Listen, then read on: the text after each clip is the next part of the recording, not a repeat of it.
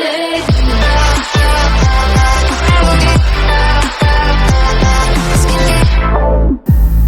guys, selamat datang di channel Ngilmu Minati.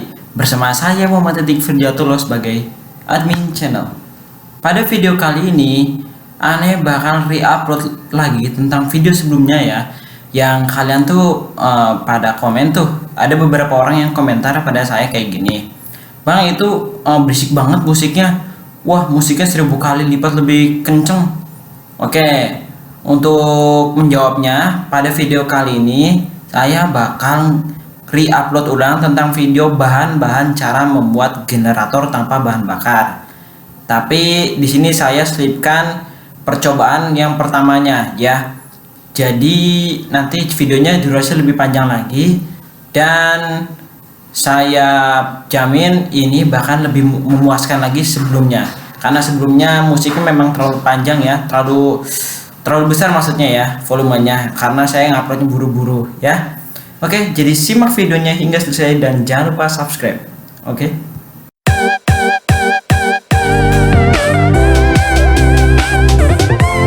Oke, assalamualaikum warahmatullahi wabarakatuh. Di sini saya Muhammad Firdiyatullah dengan teman saya Hibatul Habibi telah membuat sebuah rangkaian generator listrik bebas energi atau bahasa kerennya disebut Propertual Energy Self Running Generator.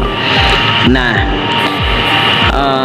adapun fungsi ya dari rangkaian tersebut adalah untuk mensuplai energi searah ataupun bolak-balik untuk keperluan lainnya, atau keperluan pribadi ataupun untuk menjalankan sebuah alat transportasi ataupun untuk menjalankan perabot rumah tangga dan lain-lainnya. Karena output dari rangkaian tersebut ya ada yang searah, ada yang bolak-balik, ada yang 220 volt AC, ada yang 48 volt DC. Tujuan utama dari barang ini yaitu untuk mensuplai energi 48 volt DC yang nantinya dibutuhkan untuk controller untuk dapat mengakselerasi dinamo brushless DC motor pada sepeda listrik. Ya, Anda tahu kan sepeda listrik ya, jenis-jenis ya mereknya nggak usah saya kasih tahu lah. Itu kan setiap dinamonya sebelumnya pasti ada controller, dan sebelum controller itu ada aki. Nah, ibarat kata rangkaian ini berfungsi sebagai akinya.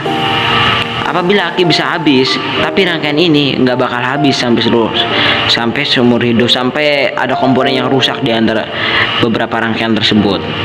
Nah, sebelum saya lanjut videonya, saya akan menjelaskan beberapa bahan-bahannya di video selanjutnya, oke? Ya, nanti saya akan jelaskan di video terakhir. Oke, simak videonya hingga selesai. Di sini saya akan menjelaskan beberapa barang-barang yang akan menjadi bahan dalam membuat generator tanpa bahan bakar atau bebas energi. Dalam bahasa bagusnya ya, bahasa trendinya disebut Propertual. Di sini saya akan menjelaskan. Di sini ada dinamo starter yang udah saya lengkapi dengan lengannya. Jadi lengannya ini nanti kalau udah ada kerangkanya ya, berguna untuk starter yang jenis stick coupling. Jadi begitu tuasnya diturunkan ke bawah, maka dinamo akan ke atas dan akan menggesek fan guardnya. Nanti akan saya jelaskan di video selanjutnya. Oke. Ini pulinya ukuran 3 inci, menyesuaikan dengan kekuatan dinamonya 2 ampere. Selanjutnya yaitu di sini ada motor 3 fasa ukuran 1/4 HP ya. Kalau dihitung-hitung wattnya ya 450 watt lah atau 440.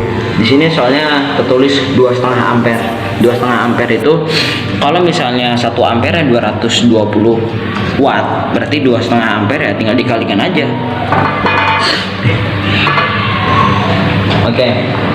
Di sini juga pulinya saya bikin 6 inci biar nanti walaupun ini nanti kalau misalnya keluaran dari alternator voltasenya kurang, tapi perputarannya walaupun lambat tapi bisa membuat alternatornya berputar cepat karena perbandingannya 1:2. Ini perputarannya 1400 rpm untuk torsinya sendiri. Oke, selanjutnya di sini ada dinamo alternator. dinamo alternator ini adalah salah satu komponen terpenting dalam generator bebas energi ini. Guna dari dinamo alternator ini adalah untuk mensuplai energi. Ibarat kata seperti genset, ada motor bakar, ada generator. Nah, ini generatornya. Ini begitu diputar akan menghasilkan 12 volt DC. Dan saya hubungkan dengan relay agar begitu dimasukkan ke aki tidak terjadi konsleting pada dinamonya. Karena yang saya tahu, saat dinamonya hidiam lalu dihubungkan ke aki langsung, dinamonya akan bergetar dan itu akan memanas kumparan di dalamnya. Dan kalau ingin tahu ampere berapa, ini sampai 35 ampere. Wow, lumayan. Oke, selanjutnya ada komponen stand up. Di sini saya menggunakan trafo bagus ya, mereknya ya Era lah. Era itu merek bagus untuk trafo dengan ampere yang besar, yaitu 10 ampere. Dan ini itu inverternya. Inverter itu tuh merubah arus DC menjadi AC. Yang tadinya searah menjadi bolak-balik. Nah, yang nantinya dari 12 volt DC keluarannya 12 volt AC dan akan diubah menjadi 220 volt AC. Tapi sebelum ini nanti bakal ada komponen lagi, yaitu step up. Soalnya di sini minimalnya 18, sedangkan ini 12. Jadi nanti bakal di upgrade ke 18 atau 20 sesuai dengan kebutuhan. Nah, selanjutnya di sini ada trafo step down. Trafo ini berguna untuk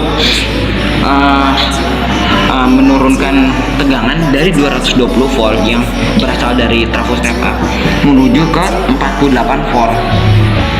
Asal bukan 48 volt tapi 24 volt dengan CT. Ini CT 24. Kalau CT-nya nggak dipakai, langsung pakai dioda kiprok itu 48. Dan inputannya 220 volt, 0 220. Selanjutnya yaitu di sini ada komponen penghubung. Yang biasa di mobil dilihat itu di bagian mesin, ini namanya timing belt atau disebut dengan fan belt.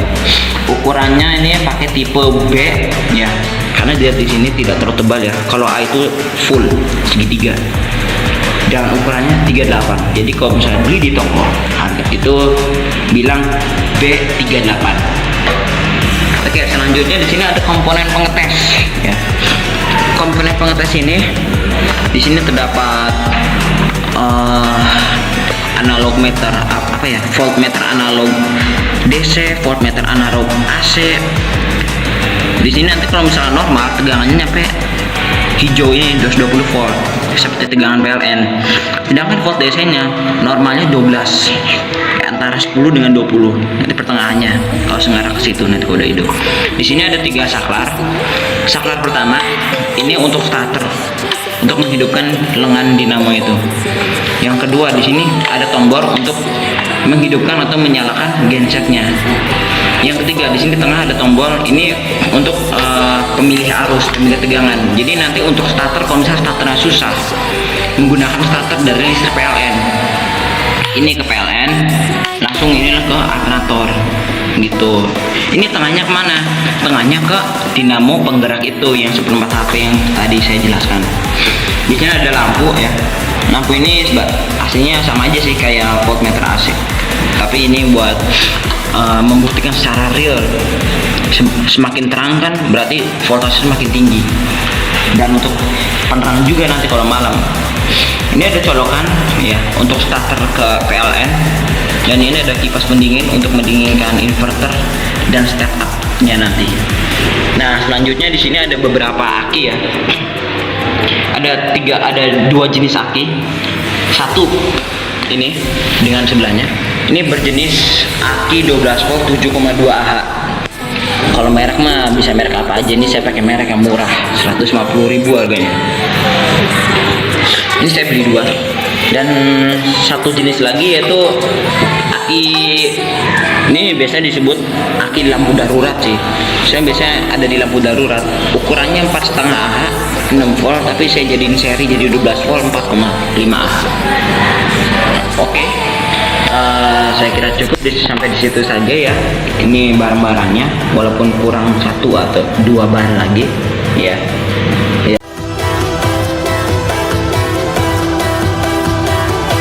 Di sini saya Muhammad Derik Firjatullah, dan ini teman saya di kamera. Hibatul Habibie telah membuat sebuah generator bebas energi, ya, karya yang sangat luar biasa, atau bahasa kerennya propertual, ya, bebas energi propertual. Oke, inilah barangnya. Wow, sangat luar biasa, ya. Wah, di sini komplit sekali. Tapi di sini ada yang kekurangan bahannya. Harusnya di atas trafo step down ini ada step up, komponen step up dari 12 volt yang berasal dari alternator, terus dari aki ke 12 volt.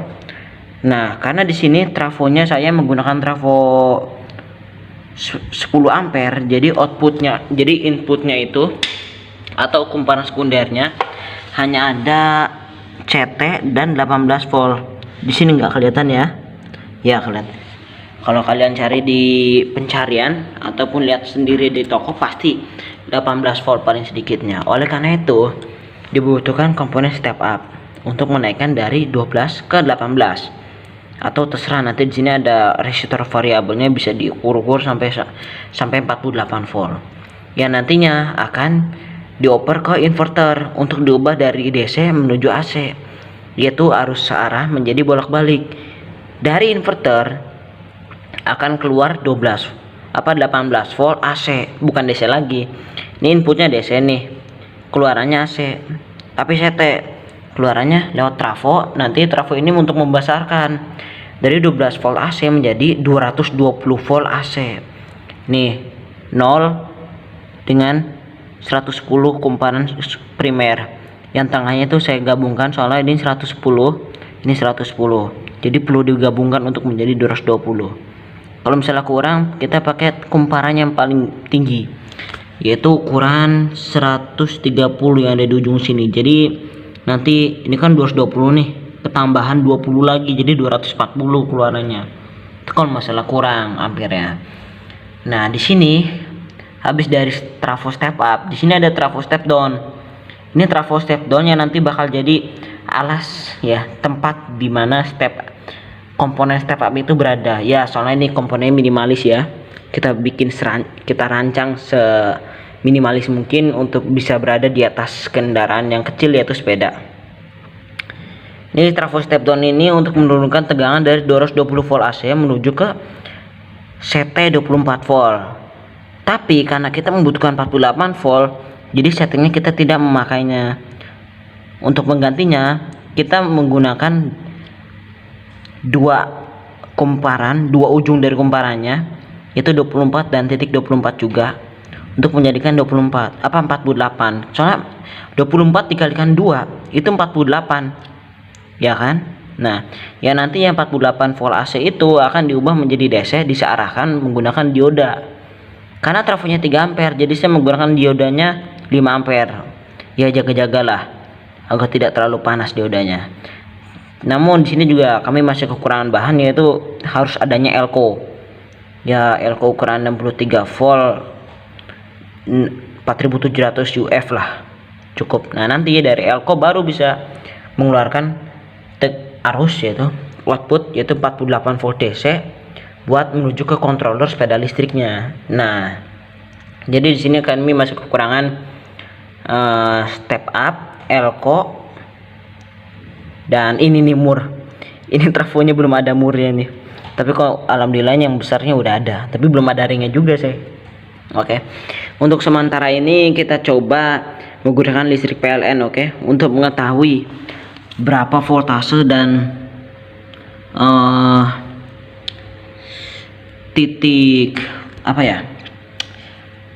voltase DC-nya sampai mana saat pengecasan. Oke. Walaupun di sini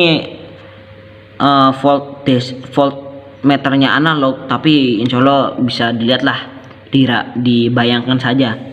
Di sini terlihat minimalnya 10 dan 20, berarti nanti 12 itu antara 10 dengan yang titik tengah antara 20 itu 12. Tapi dalam pengecasan nanti pastinya menuju ke titik tengah, lebih menengah lagi. Kenapa? Karena saat pengecasan itu Ya namanya juga pengecasan, gimana sih ya, voltasenya pasti lebih tinggi daripada voltase akinya. Untuk mengetahui voltase dari aki ini, kita harus mencolokkan kabel warna merah ini, oke, ke kutub positif. Ini dua aki ini saya gabungkan menjadi paralel ya, agar ampere tinggi tapi voltase tetap 12 volt agar bisa dicas oleh alternator ini.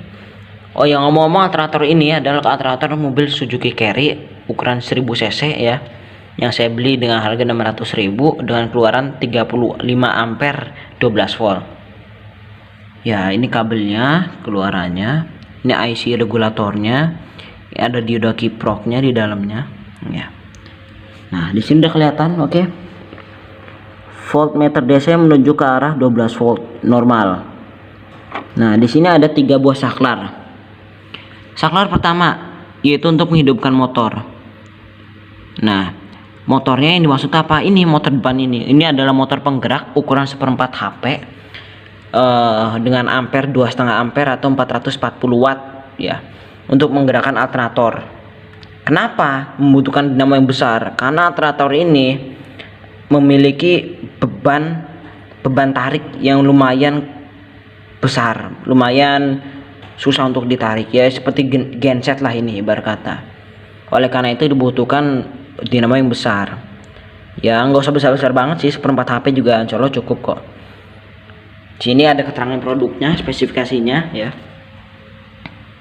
Ini namanya FBE, ini keluaran dari pabrik FBE dengan satu fasa dengan RPM 1400. Oh ya, untuk alternatornya sendiri saya tadi lupa menjelaskan bahwasanya minimal RPM pada alternator mobil yaitu kan 1000. Jika kondisi mobil pada kondisi normal saat starter dan gak digas itu kan 500 rpm, sedangkan pulinya 1:2, maka di alternatornya minimalnya berarti 1000, sudah bisa melakukan pengecasan kaki secara normal. Oleh karena itu, untuk mengantisipasi barangkali nanti dinamo penggeraknya berputar lambat saat komponen step up tidak bekerja dengan normal, oleh karena itu pulinya saya jadikan 1:2 juga sama seperti di mobil. Tapi tenang, insya Allah ini bakal tetap kuat. Ini ukurannya 6 inci, ini 3 inci. Dihubungkan dengan fambel ukuran B38. Oh ya, dinamo yang di tengah ini, kalian pengen tahu kan, sobat-sobat? Dinamo yang di tengah ini berfungsi sebagai starter, jenisnya seperti kopling gitu. Namun sayangnya di sini harusnya ada puli ukuran 3 inci, tapi tadi copot karena asnya terlalu lebar untuk as dinamonya sendiri. Jadi nanti kalau misalnya barangnya sudah jadi ya, dan pulinya udah bagus, udah mantep lah, nggak goyah-goyah lagi, itu nanti starternya nggak usah dicolokin ke listrik PLN lagi. Jadi menggunakan starter yang ada di tombol ini nih, starter. Begitu dinyalakan langsung nyala ini. Terus begitu nyala baru digeserkan ke timing beltnya ya, seperti kopling lah gitu. Sementara ini kan nggak ada pulinya, jadi ya nggak apa-apa lah, kita langsung nyalakan aja. Coba kita coba, oke, dinamo starternya. Ini kondisi aki sudah terhubung ke controller dan kontrol tinggal dinyalakan saja.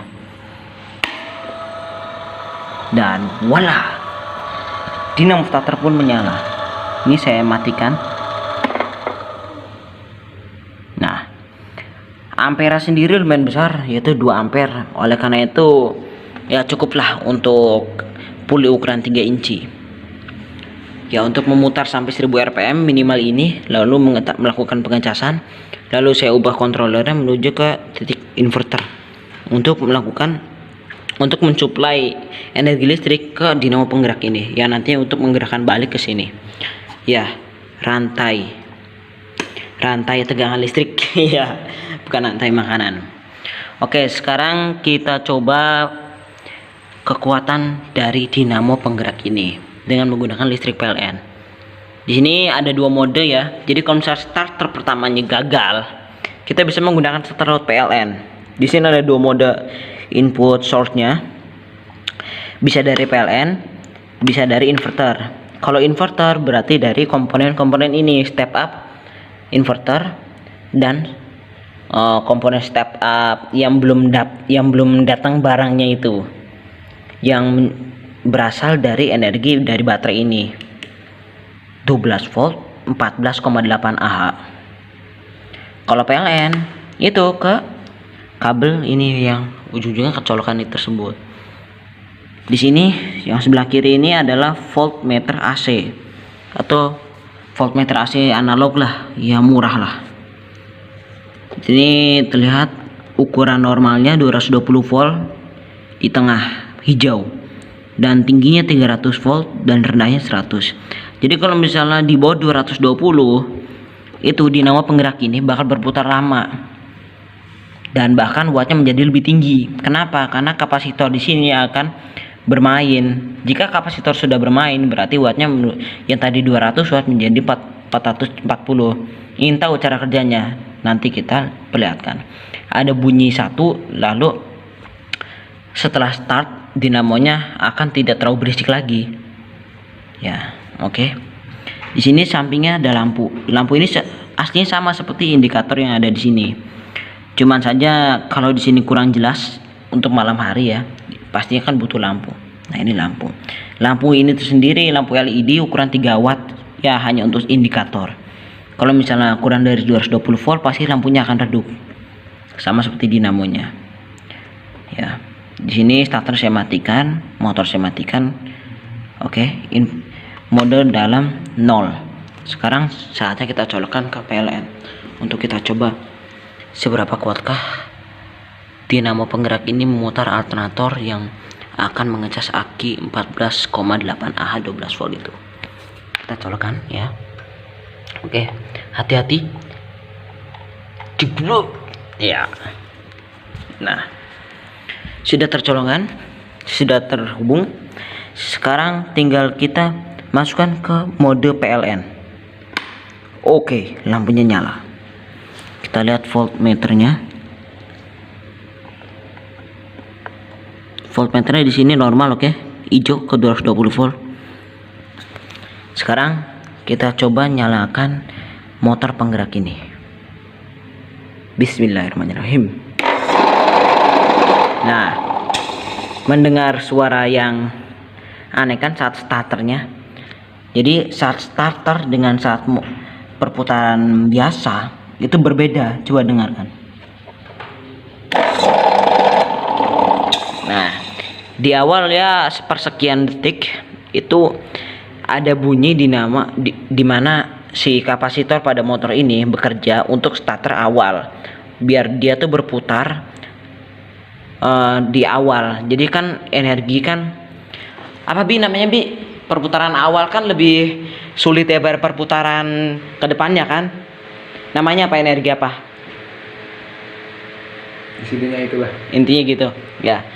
Kinetik apa sih ya, lupa gua. Antara kinetik dan potensial. Ya. Nah, jadi untuk start awal ini membutuhkan watt yang besar yaitu 440 watt. Tapi jika sudah berputar dan bebannya tidak terlalu berat, ini nggak bakal nyampe 450, paling cuma setengahnya yaitu 200 watt. Nah, coba ini kan tadi kan kita nyalakan dengan ininya tidak tersambung ke aki, jadi tidak membebani, oke. Ini lihat nih. Kabel dari alternator itu hitam dan merah. Merah itu positif dan hitam ada negatif. Ini kabel merahnya sebelum saya hubungkan, sedangkan kabel hitam sudah saya hubungkan. Ya. Sekarang kita nyalakan dalam kondisi alternator tidak mengecas aki. Biasa aja, oke? Tidak ada yang aneh. Sekarang coba kita cas akinya. Di sini saya akan hubungkan ke kabel merah, kutub positif pada akinya. Kita lihat voltmeternya. Di sini 12 volt, oke? Ya kurang kelihatan jelas sih. Mau lebih jelasan lagi pakai avometer digital. Tapi sayangnya harganya mahal. Tapi bisa kok pakai avometer analog. Oke, kita nyalakan. Ini berarti bebannya udah ada ya. Bismillah. Masih kuat ternyata. Dan kita lihat di sini.